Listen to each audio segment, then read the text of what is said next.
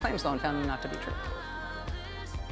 You explained to George Stephanopoulos on Sunday night. I read the transcript. Yeah, I can't remember what I said, but anyhow, I'm trying to be careful because I'm not supposed to talk about our investigation, but I don't believe that Loretta did anything improper. James Comey is the author of A Higher Loyalty, Truth, Lies, and Leadership.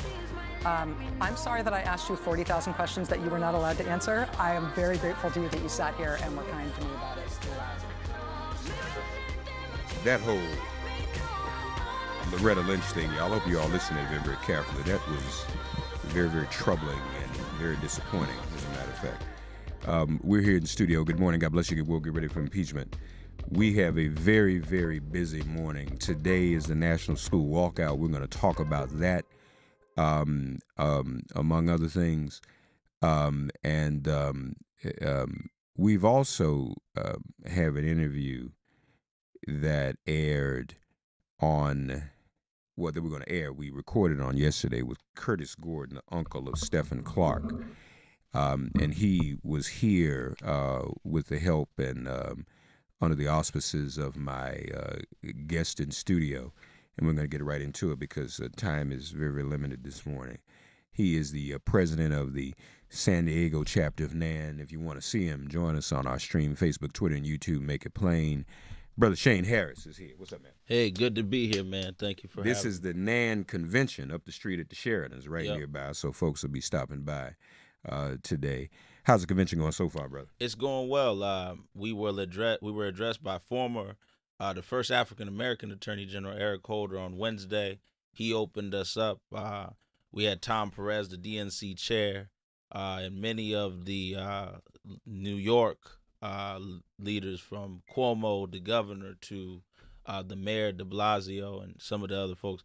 And I think a lot of issues, from policing to the real issues around concerns around economic injustices that are happening, making sure that I think Cuomo announced on Wednesday that there will be he will be taking initiative around the parolees here in the state level, and we were addressed also by the mayor regarding the LaGuardia Airport and making sure that blacks have access to those jobs. Mm-hmm. So, and the governor also addressed that. So I think that there's a real clarity this year as we go into the next phases of the Trump era, as we prepare for congressional races, some important races that are going to be taking place. People are gearing up for this November and really getting energized and registered to vote. Today will be addressed by Kamala Harris, my senator from California, who has become a real favorite in the talk about who would run for president in 2020.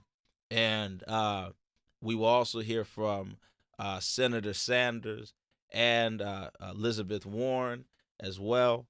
But I think that the real clarity around what are you going to do around the issues of obviously the issues of education, the issues of economic equality, and ensuring that blacks have access to jobs and are getting the construction jobs, and some of the real concerns around that, the issues around policing and ensuring that there's a plan that these issues are addressed. I think in 2016, blacks were not addressed on broad levels, and we want to ensure that this go round, that the Democratic Party understands that they've got to address black concerns if they want the black vote. Very well put, my brother, and articulate as always. I want to, before I leave the convention and some of those national issues, because the work you're doing on the ground in California is important. You mentioned Kamala. You want her to run for president? Would you support her to run for president? That's something that you want the people of California? Mark, you twisted my arm this morning. I think that she would be a great candidate for president. I've known Kamala for some time now. I helped assist in her becoming senator, and I think that she would really mobilize and energize a conversation. But I think that she's got to be ready to address the real concerns across the lines of communities. You know, you see a big step up regarding immigration and DACA and some of the popular issues, but will you speak up on the not so popular issues? Right. You had 2 black men getting pulled out of Starbucks. You have a guy in Sacramento, which is her state, getting killed by police. And we want Kamala, as well as every other candidate, to address the concerns in our communities and how they plan to deal with them if they were to run and if they were to become president. So that would be my hope. Has she not spoken about Stephen Clark? Or She has spoken about it, but it's been, obviously very low key. Really? Yeah, I mean, she just addressed it, I think about a week ago at a town hall in Sacramento that she went to, and it was on really a town hall on DACA.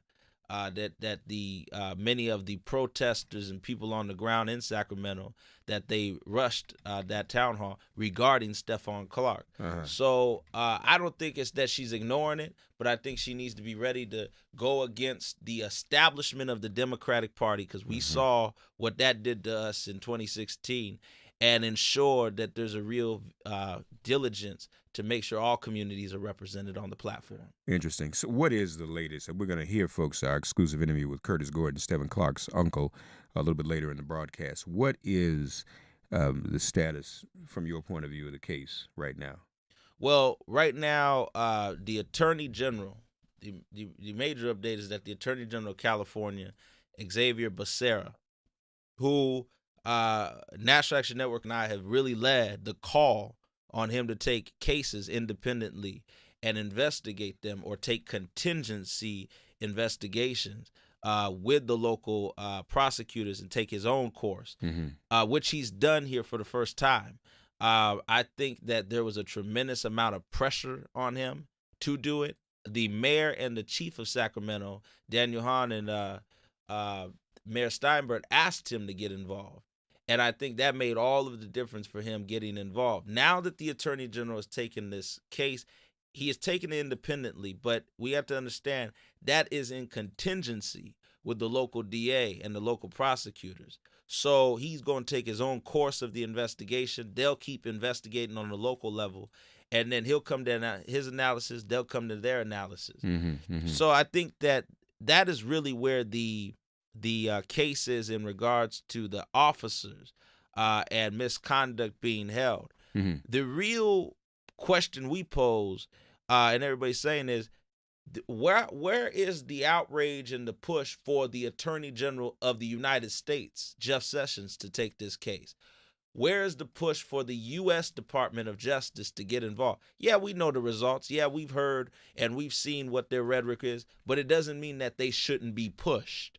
And the president's press secretary got up at a press conference the week after Stephon was killed and said that the president's perspective on that and others is that it's a local matter. So wait a minute. If it's a local matter, it happened in Sacramento, it happened in Ferguson, it happened in New York, where Trump is from. How is that a local matter? Clearly, it's a national crisis. And we hope that the president of the United States will get enough nerve and guts, and the Attorney General, to say, we got to deal with Stephon Clark.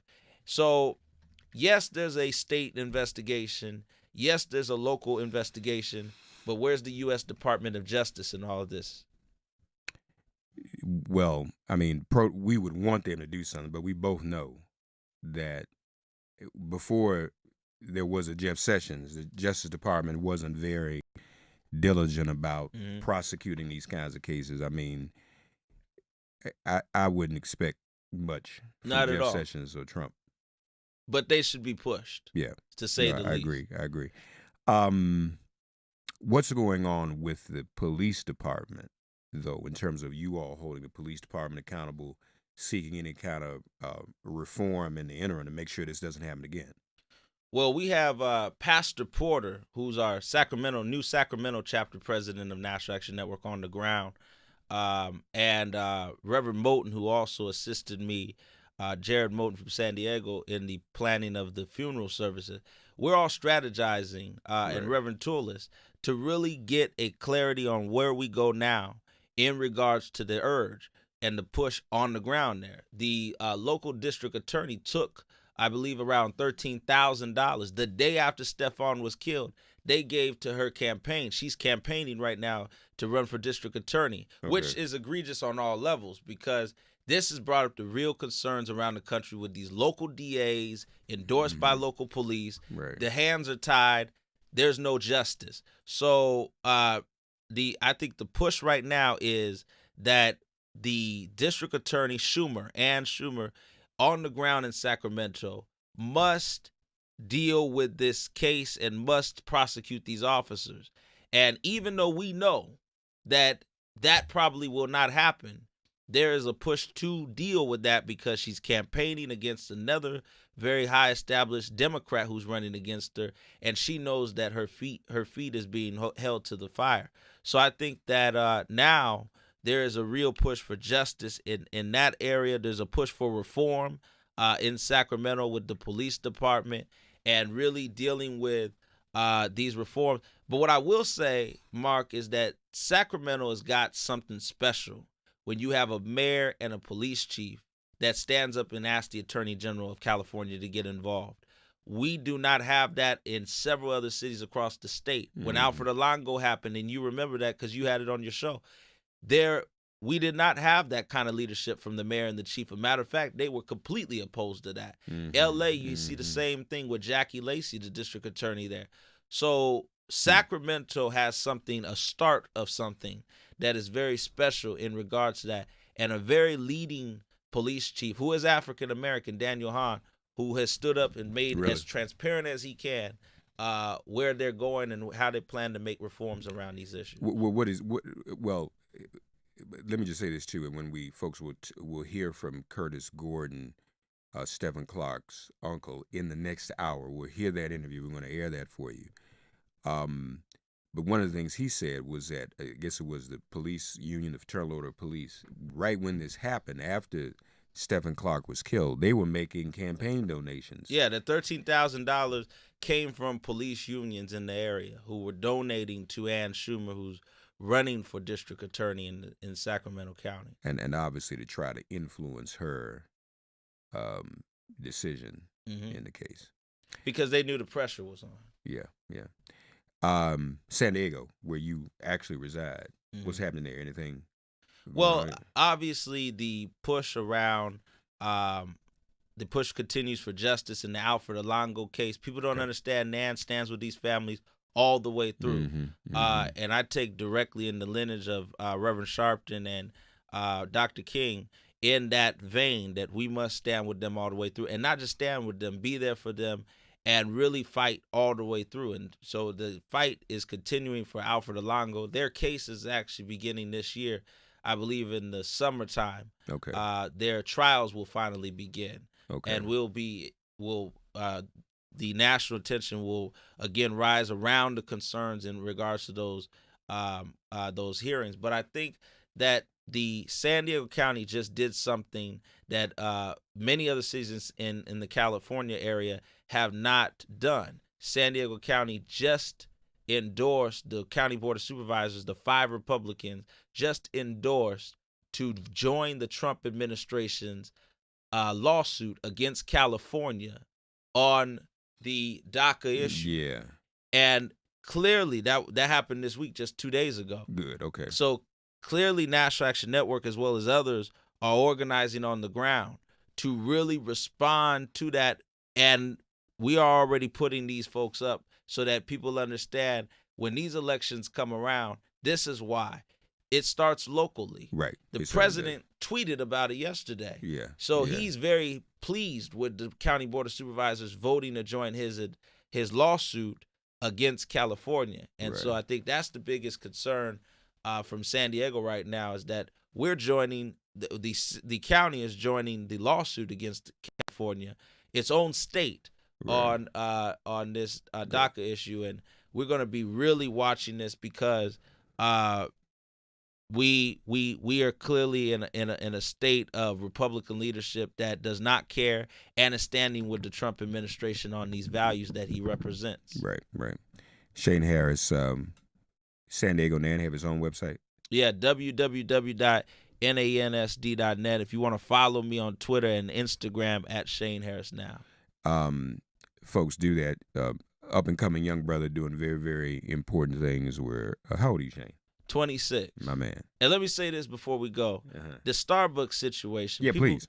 People really need to understand here that Starbucks, they called for a national day of training racial bias. They're closing all of their stores, I believe May 29th. Right. But we are not dealing with as much the Philadelphia Police Department and the Philadelphia city leadership. I just need to say that because we need to understand that you can deal with Starbucks all day, but that CEO is doing all he can do. Right. The real issue lies when that department and how that district attorney handled this and that mayor, are they going to deal with reform? Yeah. Are they going to say something about it? And I have not seen any real strong public statement from the city leadership. And the police, that black police chief, you know, they didn't need to act that way. The police can diffuse a situation. Right. They can choose to do that. Right.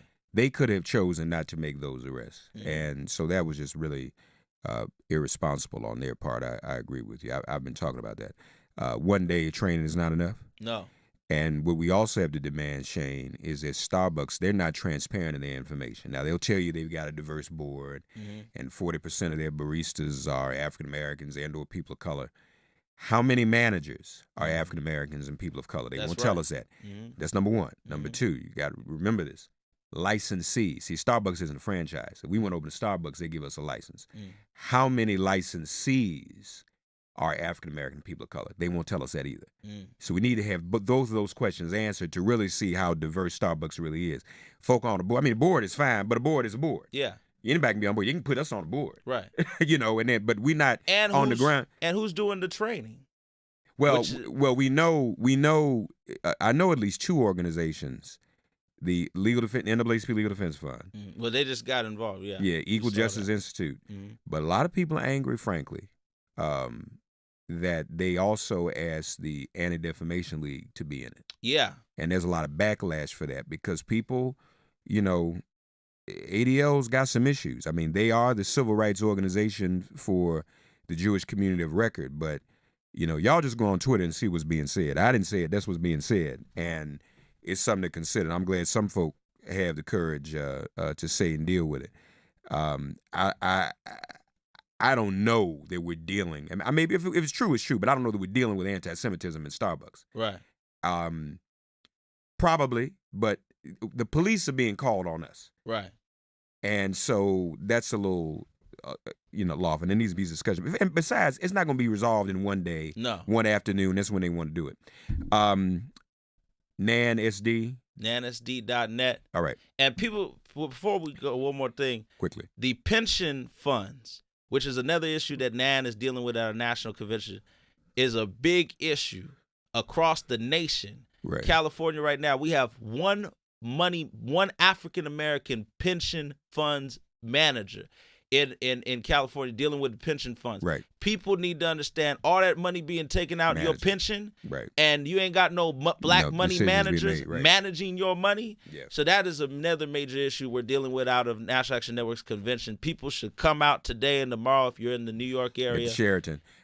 I'll be there today. Shane Harris now on Instagram and Twitter. Thank you, brother. Thank you. Good to see you folks. We'll take a quick break. Lane Murdoch, today is another National School Walkout Day. And I know y'all think this is, well, it is. It is National Marijuana Day. A lot of y'all focused on that, but it's a National School Walkout Day as well.